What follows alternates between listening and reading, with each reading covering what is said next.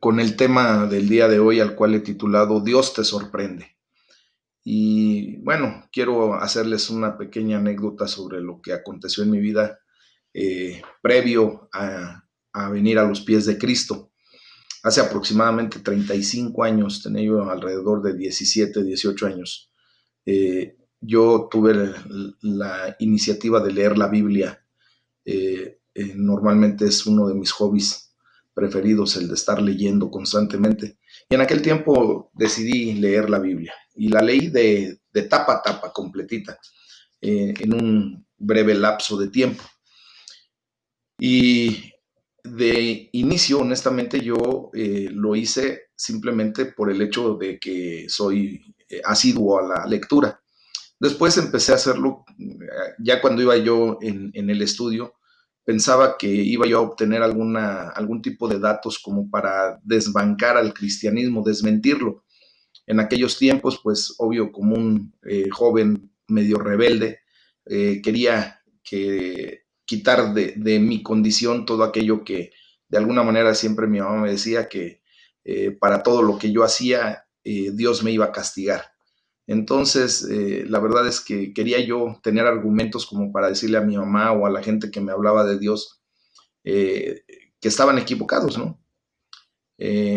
Hace 16 años, cuando vengo a los pies de Cristo, cuando Dios tiene misericordia de mí, empiezo a leer nuevamente el Nuevo Testamento como para tener nuevamente fundamento eh, con el propósito de desmentir ahora sí al cristianismo, de agarrar y decir, bueno, ya hice hasta mi oración de fe, pero yo he visto varias cosas que no corresponden.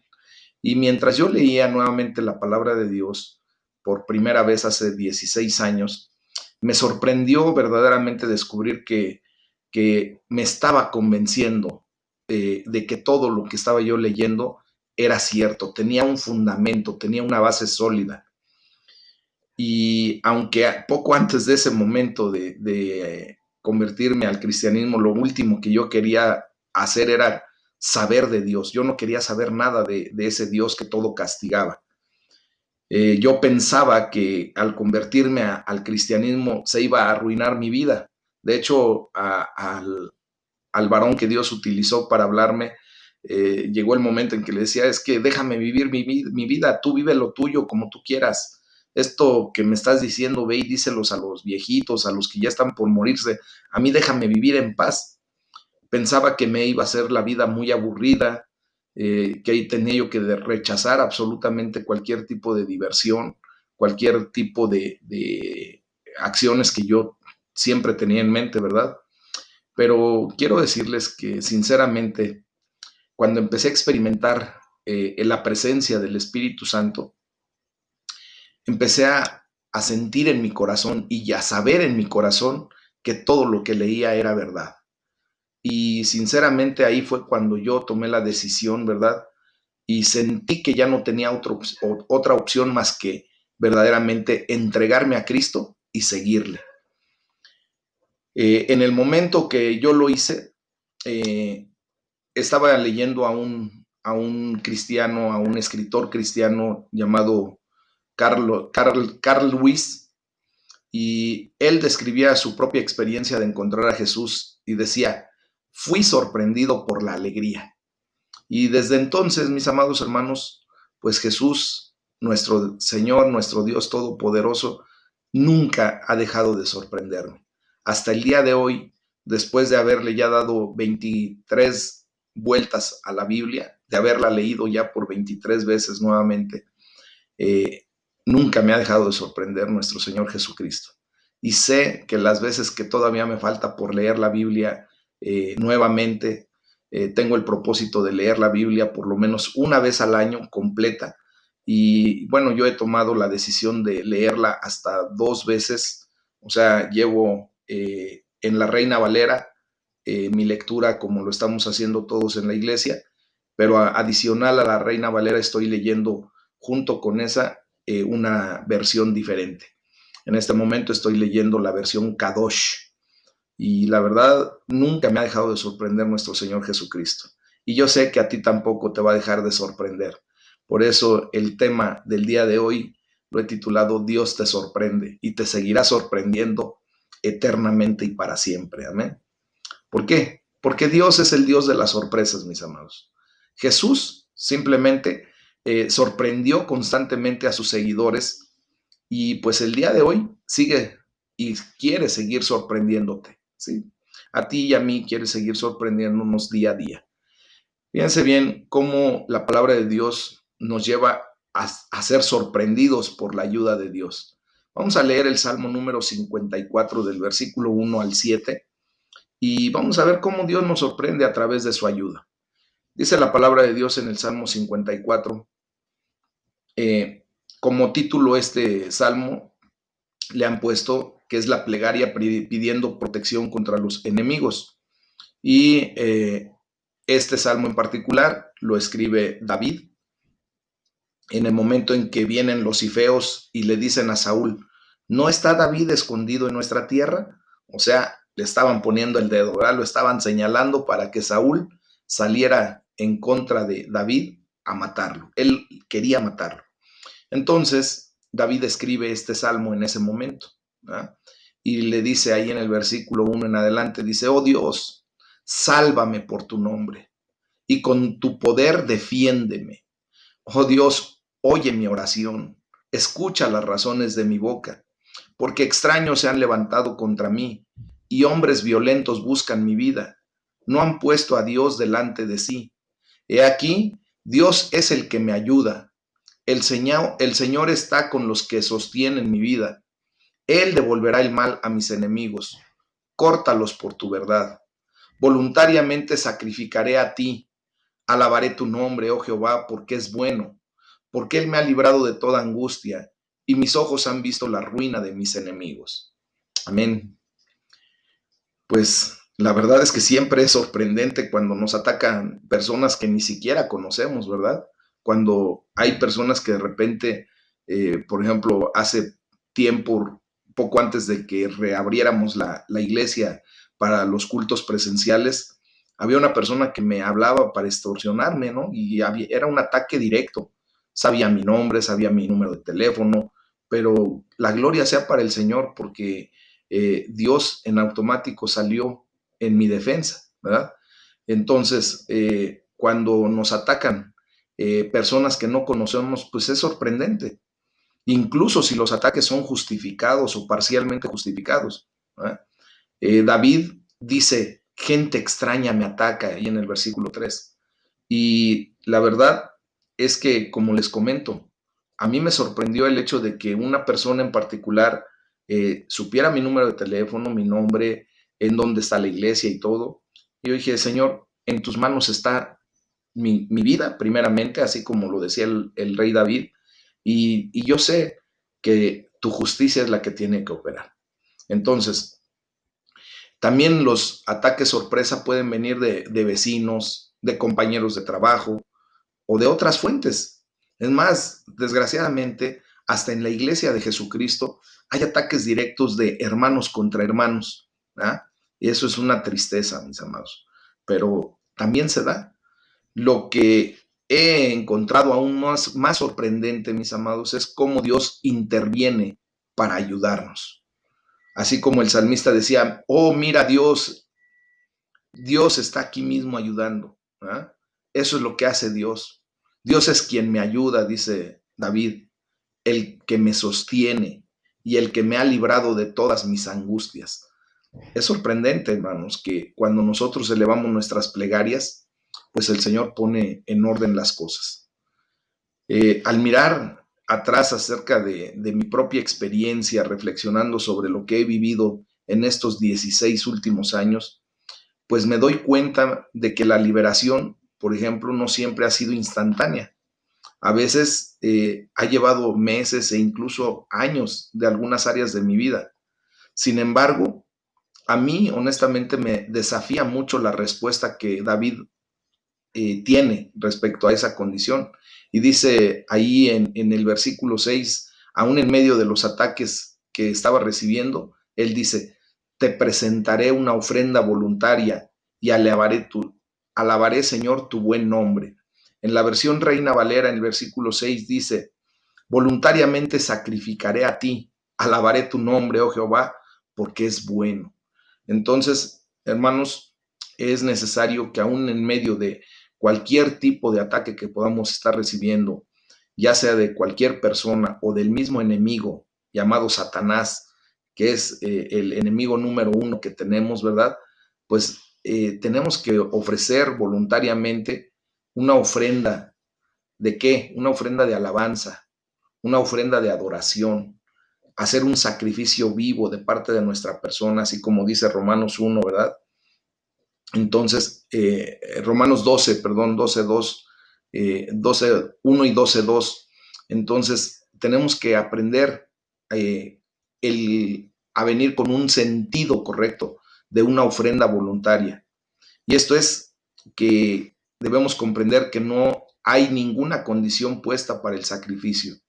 David no dijo que ofrecería un sacrificio solamente si Dios lo rescataba, ¿verdad?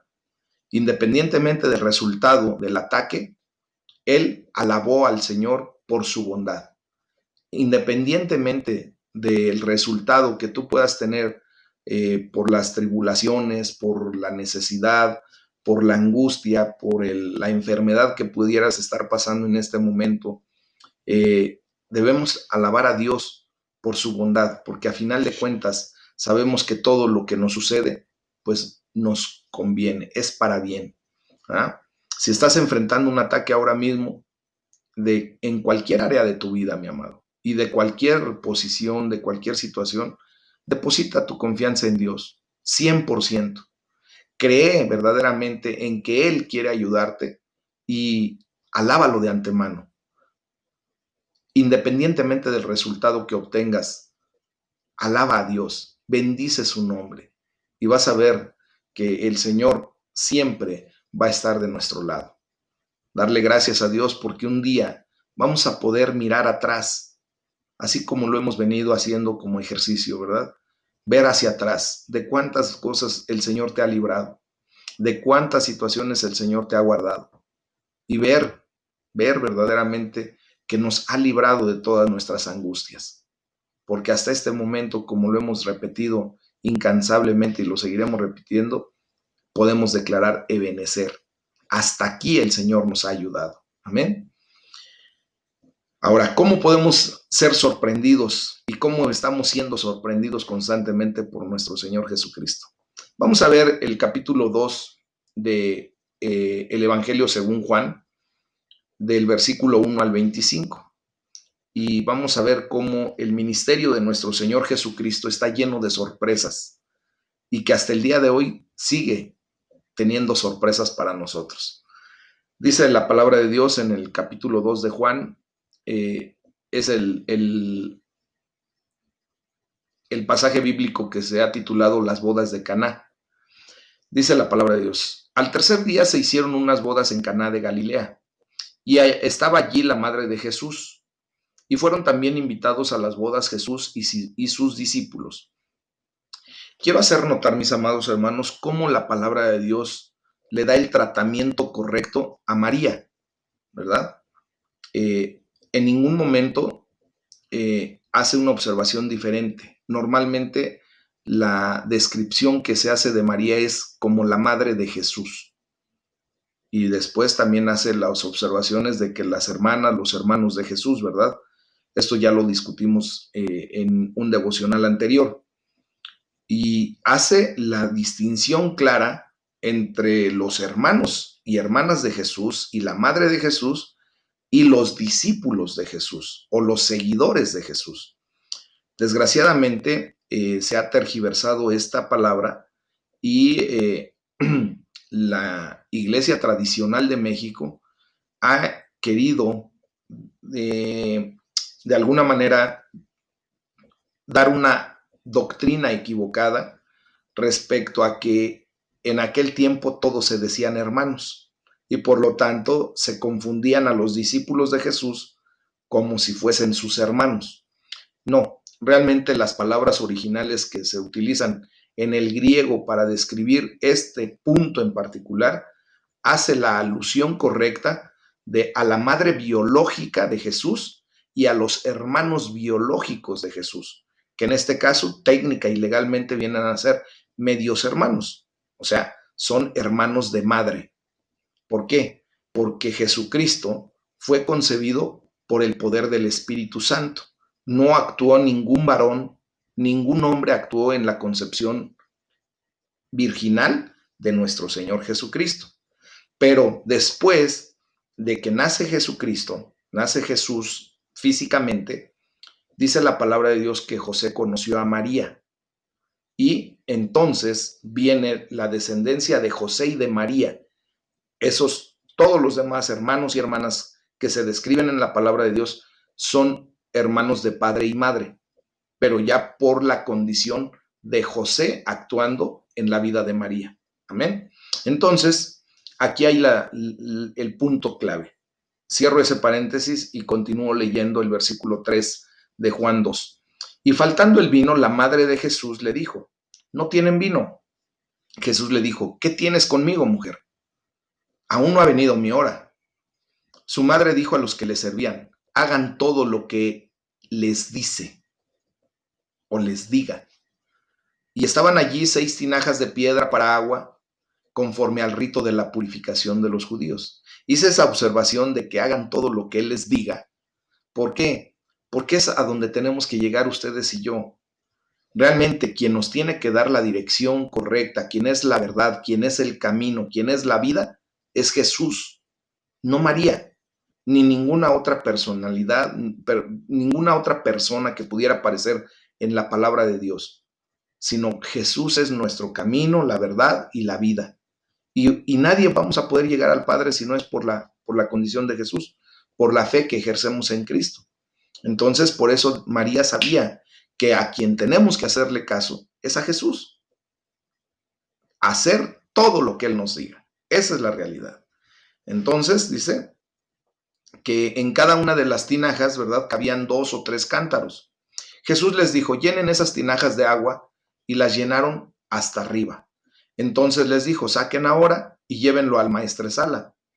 Y se lo llevaron. Cuando el maestresala probó el agua hecha vino, sin saber él de dónde era, aunque lo sabían los sirvientes que habían sacado el agua, llamó al esposo y le dijo, todo hombre sirve primero el buen vino y cuando ya han bebido mucho entonces el inferior, mas tú has reservado el buen vino hasta ahora.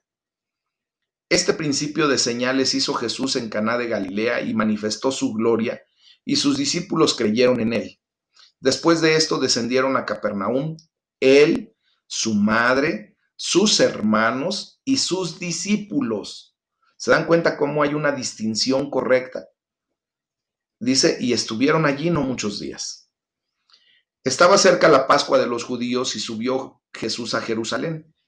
Y halló en el templo a los que vendían bueyes, ovejas y palomas, y a los cambistas allí sentados. Y haciendo un azote de cuerdas, echó fuera del templo a todos, y las ovejas y los bueyes, y esparció las monedas de los cambistas y volcó las mesas. Y dijo a los que vendían palomas, quiten de aquí esto, y no hagan de la casa de mi padre casa de mercado. Entonces se acordaron sus discípulos que está escrito, el celo de tu casa me consume. Y los judíos respondieron y le dijeron, ¿qué señal nos muestras ya que haces esto? Respondió Jesús y les dijo, destruyan este templo y en 3 días lo levantaré. Dijeron luego los judíos, en 46 años fue edificado este templo y tú en 3 días lo levantarás. Mas él hablaba del templo de su cuerpo. Por tanto, cuando resucitó de entre los muertos, sus discípulos se acordaron que había dicho esto y creyeron la escritura y la palabra que Jesús había dicho. Estando en Jerusalén en la fiesta de la Pascua, muchos creyeron en su nombre, viendo las señales que hacía. Pero Jesús mismo no se fiaba de ellos, porque conocía a todos, y no tenía necesidad de que nadie le diese testimonio del hombre, pues él sabía lo que había en el hombre. Recuerden que esta es una característica que solamente a Dios le corresponde, el ser omnisciente. Y Jesucristo, obviamente, muestra esa característica porque verdaderamente es 100% Dios y se vino a mostrar como 100% hombre. Amén. Entonces, como podemos ver, el ministerio de Jesús estaba lleno de sorpresas. Jesús nos está llamando constantemente a profundizar en nuestra vida con Él. Quiere sorprendernos de muchas y nuevas maneras. Dice que sus misericordias son nuevas cada mañana, mis amados. Por ejemplo, abundancia sorprendente. Algunos podríamos sorprendernos no solo de que Jesús y sus discípulos fueran invitados a fiestas, ¿verdad?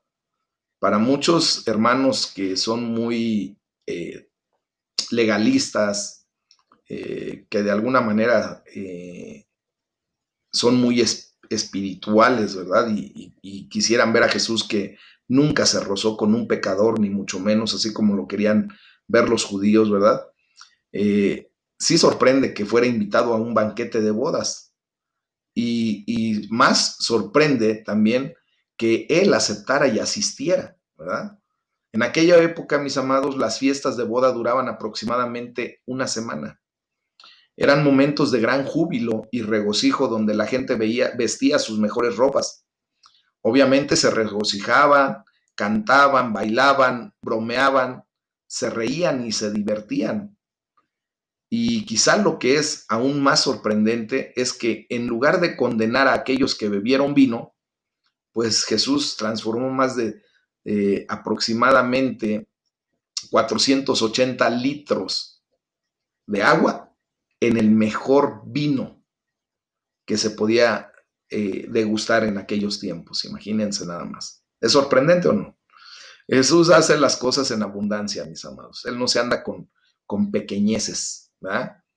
Ni tacañerías como muchos de nosotros, desgraciadamente, todavía nos comportamos, no viendo la abundancia con la que Dios se manifiesta en nuestras vidas.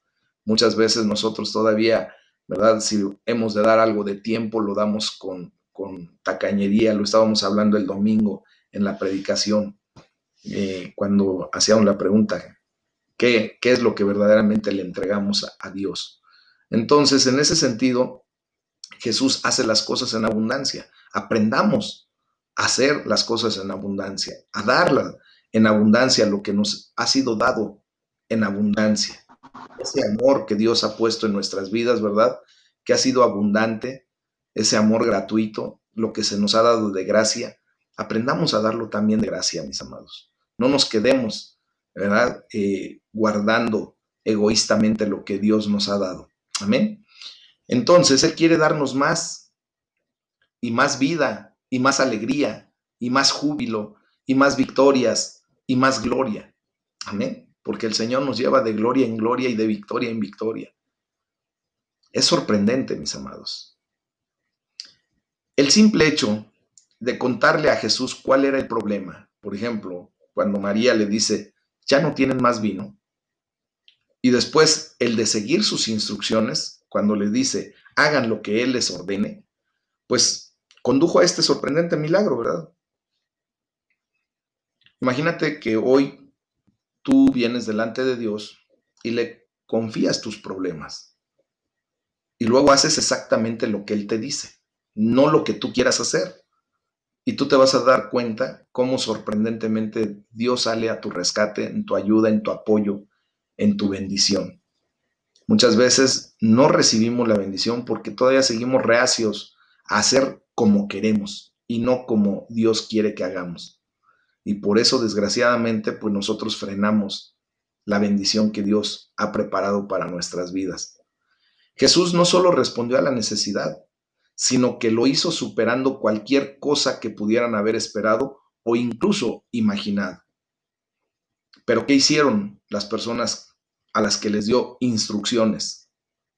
Hicieron lo que Él les dijo. Llenen las vasijas, ¿verdad? Y dice la palabra de Dios que las llenaron hasta el borde.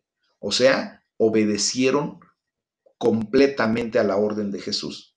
Muchas veces, si a nosotros nos indica Dios, llena las vasijas, y muchas ocasiones por nuestra necedad, nuestra terquedad, nuestro orgullo, nuestra vanagloria, nuestra voluntad, vamos y llenamos las vasijas a la mitad o le echamos ahí algo de lo que queramos.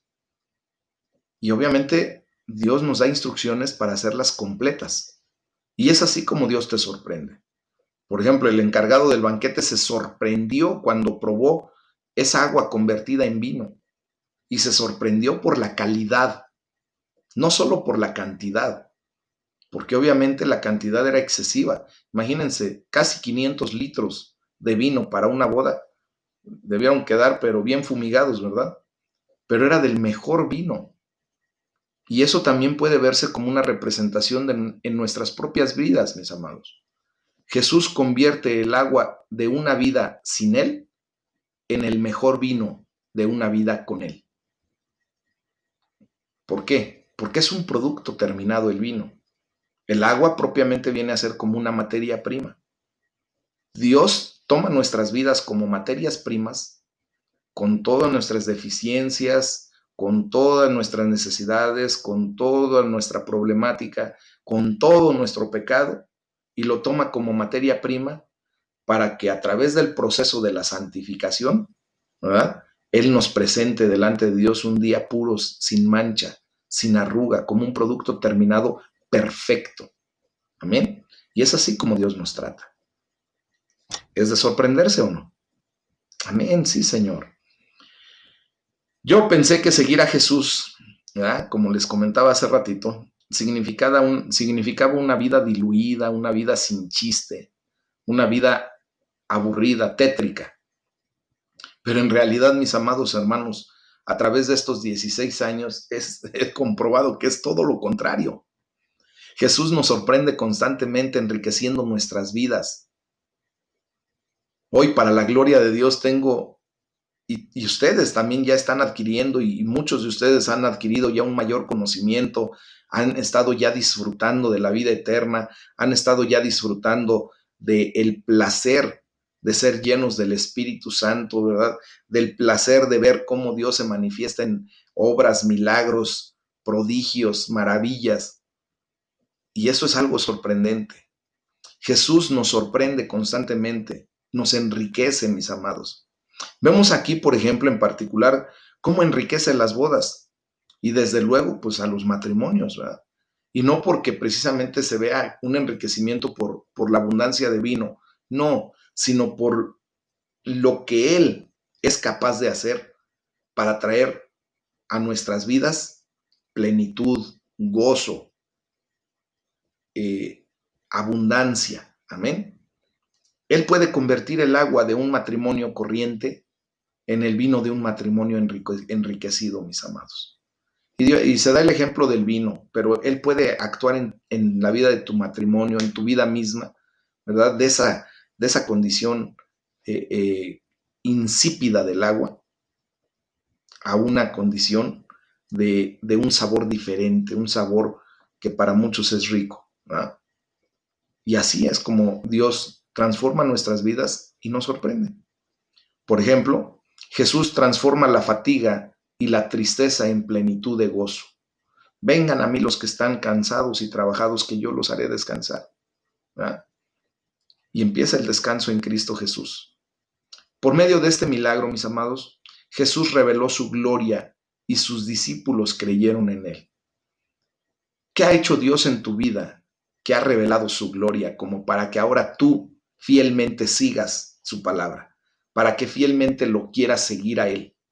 Yo sé que Dios ha revelado su gloria en tu vida a través de cosas que te han sorprendido.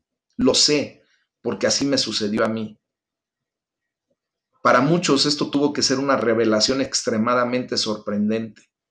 En mi condición, la verdad es que ha sido sorprendente cómo Dios ha venido transformando mi vida día a día.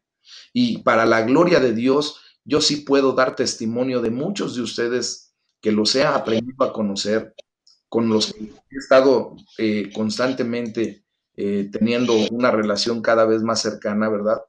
Para efecto de ir, oh, por Dios. Vianey, ya, ahí está. Eh, para venir a ser transformados, mis amados. Entonces, es sorprendente lo que Dios está haciendo en nuestras vidas. Doy testimonio de muchos de ustedes cómo Dios ha venido haciendo esa transformación, ¿verdad? de cuando llegan a los pies de Cristo y después de varios días, empiezan a pasar semanas, meses, empiezan a ser transformados para la gloria de Dios. Y se palpa, se ve. Amén. Se puede ya dar testimonio de eso. Y yo lo sé de la vida de prácticamente todos ustedes. Entonces, démosle la gloria a Dios, porque Él nos da una pasión sorprendente. Y Él tiene una pasión sorprendente por nuestras vidas. Jesús sorprendió a todo el mundo cuando entró en los atrios del templo, ¿verdad? Y se encontró con personas vendiendo ganado, como ovejas, bueyes, palomas, y así como otros en mesas cambiando el dinero. Y estaban allí también los prestamistas en toda su fuerza, ¿verdad? Haciendo negocio. Su pasión lo llevó a hacer un látigo de cuerdas y los echó a todos del templo. Y les dijo claramente, saquen esto de aquí. ¿Cómo se atreven a convertir la casa de mi padre en un mercado? Obviamente eso lo lleva a tener una pasión por el celo que tenía, ¿verdad? En las cosas de su padre. Y eso nos tiene que dar a nosotros un reflejo, mis amados, de también apasionarnos por las cosas de Dios. Tener esa condición. Sus discípulos recordaron las palabras, el celo por tu casa me consumirá. Hoy en el nombre de Jesús declaro que el celo por la casa de Dios va a consumir tu vida.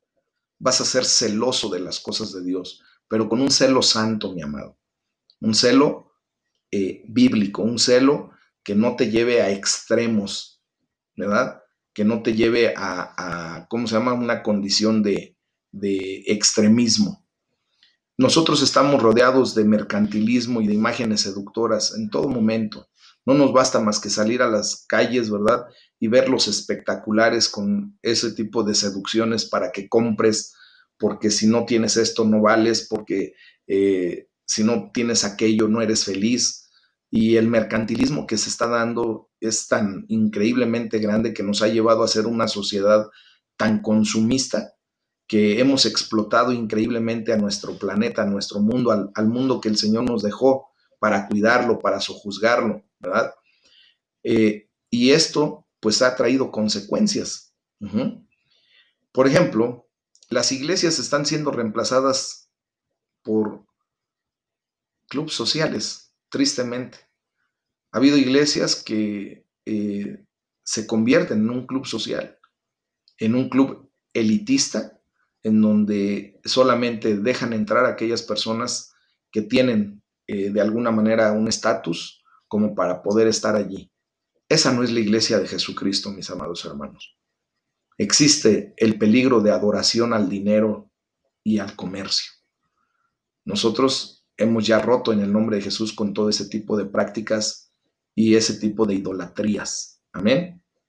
En aquel entonces se experimentaba la fuerte tentación, igual que se experimenta el día de hoy, de pensar que hacer dinero interferiría con la adoración a Dios. Por supuesto, déjenme decirles que hay un aspecto material necesario para hacer posible la adoración, tanto en el templo de Jerusalén como en las iglesias del día de hoy. Es necesario comprar equipo de sonido, es necesario comprar instrumentos, es necesario tener las instalaciones adecuadas, es necesario tener insumos propios de una actividad de esa naturaleza, ¿verdad? Consumimos papel higiénico, consumimos jabón, consumimos, ahorita pues tenemos la condición de la pandemia y se consume gel antibacterial o sanitizante. Todos esos consumos, pues es necesario, ¿verdad? Que haya una condición económica sana en una iglesia para poder mantener eso. Ahorita, por ejemplo, pues hasta ustedes están consumiendo internet, ¿verdad? Para poder ver esto. Y obvio, pues yo también tengo la necesidad de mantener un sistema que me permita estar transmitiendo de una manera eficiente. Entonces, ese es el problema que se tiene. Y muchos, desgraciadamente, se van a extremos, ¿verdad?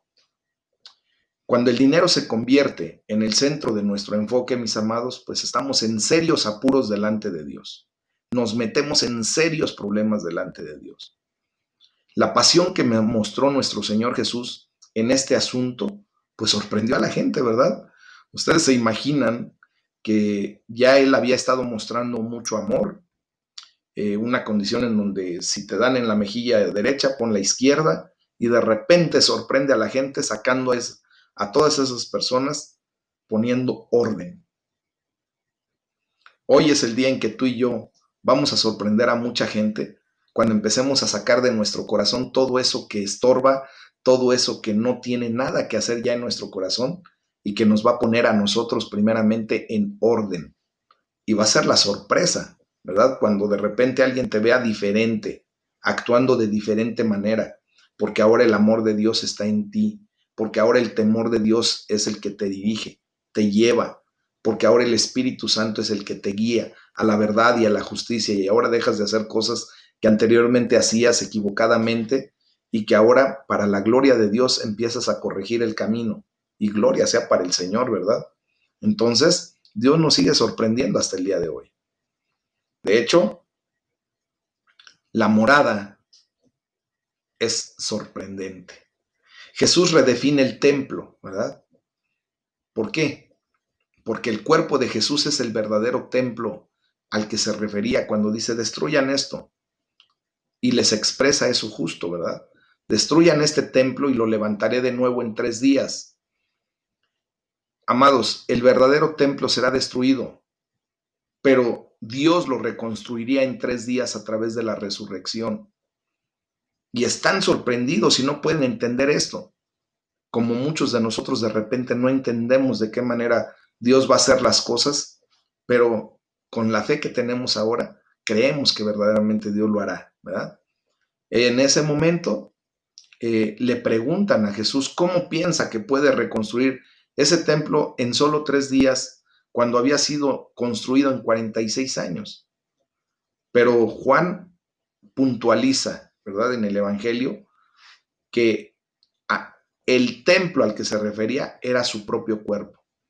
¿Cómo redefine la morada celestial ahora? Tú y yo somos el templo. ¿Verdad? Gloria a Dios. El templo era importante porque era la morada simbólica de Dios. Era donde Dios y la humanidad se encontraban. Y estas palabras sorprendentes de Jesús nos muestran que Él mismo es el nuevo templo. Él es la morada de Dios en la tierra. Y a través de Jesús, ahora estamos llamados a ser el hogar y la morada de Dios. Redefine el concepto de morada, de mansión espiritual, de mansión celestial. Tu cuerpo es el templo del Espíritu Santo, según la primera carta a los Corintios capítulo 6, versículo 19. Es por eso que tú tienes que mantener este cuerpo físicamente sano, sin dañarlo, sin consumir sustancias nocivas, ¿verdad? Cuidando que este templo pues se mantenga lo más limpio posible para que el Espíritu Santo desee hacer morada en este templo. Amén. También nos genera una sabiduría sorprendente, mis amados. Cuando las personas vieron los milagros que Jesús realizó y lo que estaba haciendo, pues muchos creyeron en su nombre, ¿verdad? Según Juan 2:23. Y aunque Juan señala que Jesús no les creía porque los conocía a todos, no necesitaba que nadie le diera información de nada acerca de los demás, pues él conocía el interior del ser humano. Hice la observación de que solamente Dios tiene ese atributo de ser omnisciente. Por lo tanto, es sorprendente leer que Jesús no confió inmediatamente en aquellas personas, especialmente cuando leemos que el amor siempre confía, ¿no? En la primera carta a los Corintios, capítulo 13, versículo 7, que es a donde se nos describe cómo debe ser el amor. Pues Jesús es realista, mis amados, acerca de la naturaleza humana. Y nosotros también tenemos que poner bien los pies en la tierra. Muchas veces tendemos a buscar al cónyuge perfecto, ¿verdad? Los padres perfectos, los hijos perfectos, los amigos perfectos y hasta la iglesia perfecta. Pero nada de eso existe, pues todos somos seres humanos defectuosos, mis amados. Y así nos los muestra el Señor Jesús. ¿Qué tenemos que esperar de la condición del ser humano? Pues justamente que el humano falla de repente, que el humano peca, que el humano traiciona, que el humano hace cosas que no quisiéramos, ¿verdad? Pero muchas veces ese humano somos nosotros, el que peca, el que traiciona, el que ofende, y no nos vemos a nosotros. Nada más vemos lo que hacen los demás. Reconocer esto, mis amados, nos ayuda a ser más realistas, a decepcionarnos menos y a ser más tolerantes en nuestras relaciones. He explicado, ¿verdad?, que nosotros desgraciadamente hacemos muchas eh, expectativas de la gente. Cuando tú inicias una relación afectuosa, pones unas expectativas, te haces una expectativa de la gente con la que te estás relacionando y esperas todo lo mejor de ellos. Y cuando te das cuenta de la realidad del ser humano, te decepcionas, te hiere, te lastima y empiezas tú a tener fallos y hasta el fracaso en esa relación, ¿verdad? ¿Qué tenemos que aprender a hacer respecto a esto que estamos aprendiendo? No hacernos expectativas de nadie. Jesucristo no se hizo ni una expectativa de nadie. De inicio no confió en nadie, si se dan cuenta, porque él sabía las intenciones del corazón de todo el mundo. Obviamente tú y yo no podemos saber las intenciones verdaderas de la gente que se nos acerca. Por lo tanto, cuando nos acercamos a la gente, no hagamos expectativa. Pensemos que verdaderamente nos van a dar lo que nos tienen que dar y vamos a dar lo que tenemos que dar. He puesto un ejemplo muy serio en referencia a las mascotas, en particular a los perritos. Si tú tienes una mascota que sea un perrito, déjame decirte que esa mascota te ama, dispensa de su amor por ti, no esperando nada a cambio. Los animales, y perdónenme la comparación, pero es correcto. Los animalitos no se crean expectativas respecto a tu persona. He hecho el ejemplo de que yo tengo un perrito al que no me basta más que llamarlo y él viene y hace sus gracias, mueve la cola y anda bien feliz. Y aun cuando yo le diera una patada y lo corriera, él se va porque le di la orden y porque la patada le dolió y se va. Y no me basta volver a llamarlo, que viene, pero corriendo y luego se acerca. No se ofendió, simplemente no creó ninguna expectativa de mi persona. Nunca dijo, él nunca me va a patear, él nunca me va a correr, él nunca me va a hablar mal. Simplemente él se da en amor por mí y punto. Es más, él no espera ni siquiera que le dé yo de comer. Los animales, si tú los dejas solos, ellos buscan su propia comida. Y no esperan ni siquiera que tú les des de comer. Por lo tanto, como no crean expectativas, no se ofenden por lo que no tienen en expectativa. Muchas veces tú y yo nos ofendemos muchísimo y eso nos trae a consecuencias terribles. ¿Por qué? Porque creamos expectativas de la gente y queremos que cumplan esas expectativas obligadamente. Entonces, necesitamos la sabiduría de Jesús en nuestras relaciones. Y esto es lo sorprendente, ¿verdad? Que Él nos da sabiduría para ahora. Lo que estoy explicando nos tiene que dar una sabiduría que viene de parte de Dios para nuestras relaciones y el trato con los demás. Simplemente ama a tu prójimo como a ti mismo y punto. Y vas a ver que no vas a crear expectativas y no te vas a ofender por lo que ni tú mismo pensaste que tenía que hacer o no hacer. Simplemente te das y se acabó. El Señor Jesucristo se dio a cabalidad por nosotros, aún sabiendo Él que íbamos a fallar, que le íbamos a voltear la espalda muchas veces, que íbamos a seguir pecando. Pero Él no se creó esa expectativa. Él simplemente nos ama. Y ese amor, pues nos ha de llevar, ¿verdad?, a realizar por nosotros mismos, por nuestro deseo de agradar a Dios recíprocamente, a tener cambios para, para devolverle algo de lo que Él nos ha dado. Amén. Entonces necesitamos equilibrar la sinceridad y la confianza amorosa con la sabiduría y la comprensión del corazón humano. y vamos a darle la gloria a Dios y gracias a nuestro Señor, a nuestro Señor Jesucristo. Vamos a pedirle que nos ayude a fijar nuestros ojos en Él el día de hoy, que Él sea nuestro blanco de atención. Amén. Para que podamos sorprendernos constantemente con su sabiduría, con su pasión, con su amor y con su abundancia. Que Dios nos dé la capacidad de, así como a los niños, y por eso dice que de los niños es el reino de los cielos, y que si nosotros no regresamos a tener un corazón como de niño, ¿verdad? Pues no podemos ver el reino de los cielos. ¿Por qué? Porque los niños se sorprenden día a día, cualquier cosa, ¿verdad? Y eso es lo que nosotros tenemos que aprender a visualizar de lo que Dios hace en nuestras vidas. Un niño se sorprende y hace sus gestos y su mirada cuando llegas con algo en particular para él, aunque no tenga un valor económico alto, aunque nada más sea un pequeño detalle, o aunque le digas algo que de repente él no sabe y se queda sorprendido y abre sus ojos hasta como de plato, ¿verdad?